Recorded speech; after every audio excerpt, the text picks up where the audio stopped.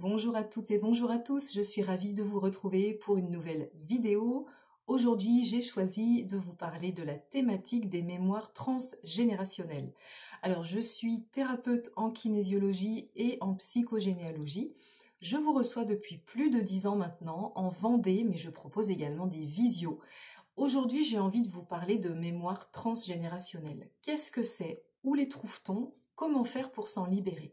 Donc, les mémoires transgénérationnelles, bien sûr, là, on parle de psychogénéalogie. Il va s'agir de tout l'héritage qu'on a reçu de notre arbre. Et plus précisément, alors, on a évidemment reçu un héritage positif. Et là, bien sûr, on va le conserver si c'est notre choix. Mais en général, quand on va voir un thérapeute, quand on fait un travail sur soi, c'est pour se libérer de choses qui nous desservent et donc d'un héritage négatif.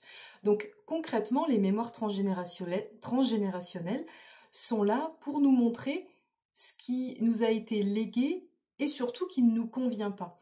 Et ces mémoires transgénérationnelles, elles peuvent se cacher en vous sous différentes formes. Votre prénom peut porter une mémoire transgénérationnelle. Vos prénoms d'ailleurs, parce que peut-être que certaines personnes n'ont qu'un seul prénom, mais il y a d'autres personnes qui ont 2, 3, voire 4 prénoms, voire plus. Et là, quand on a des prénoms, souvent, alors c'était courant de faire ça, en tout cas, on a son propre prénom, et après, en deuxième, troisième prénom, on a les prénoms souvent des grands-mères ou des grands-pères, ou de personnes qui comptaient beaucoup pour la famille. Mais ce qu'il faut comprendre, c'est qu'à travers le prénom, déjà votre prénom raconte une histoire, il a une étymologie, il a une symbolique. Votre prénom, votre premier prénom, celui que vous incarnez, celui qui fait de vous votre identité, et les prénoms que vous portez en deuxième ou en troisième vont également avoir une résonance pour vous et un impact sur votre vie, parce que vous avez en mémoire, vous portez en mémoire la vie, quelque part, les blessures des personnes dont vous avez les prénoms.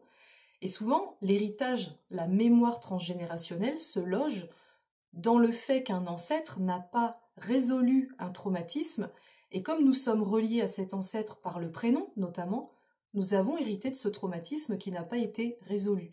Et ce trauma va se transformer pour nous sous une forme différente, par exemple une maladie, une pathologie, une addiction, par exemple. Mais les mémoires transgénérationnelles se logent également, en plus de votre prénom, dans certains métiers que vous allez exercer, dans votre date de naissance, à partir de laquelle nous allons aussi faire un calcul d'autres dates qui sont extrêmement importantes en psychogénéalogie. Et puis ça va être également dans votre façon de vous relier aux autres, sentimentalement, amicalement. On va également pouvoir comprendre ce que vous avez hérité de votre lignée à travers une maladie que vous portez, puisque derrière la maladie, tout comme le prénom, il y a une symbolique qui se cache.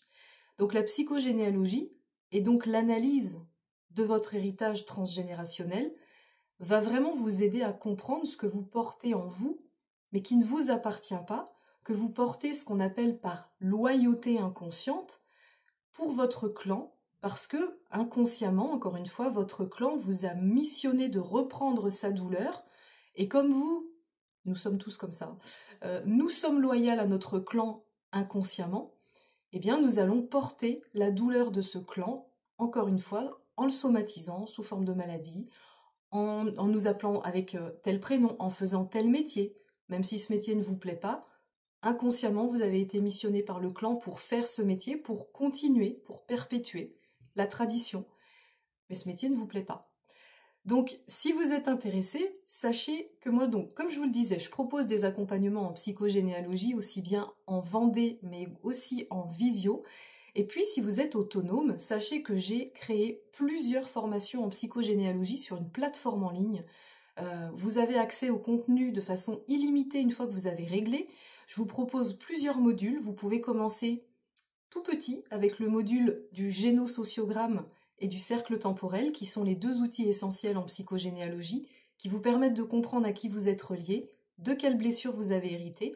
J'ai également proposé un module sur les maladies et le décodage, en fait, la symbolique, le message caché derrière la maladie.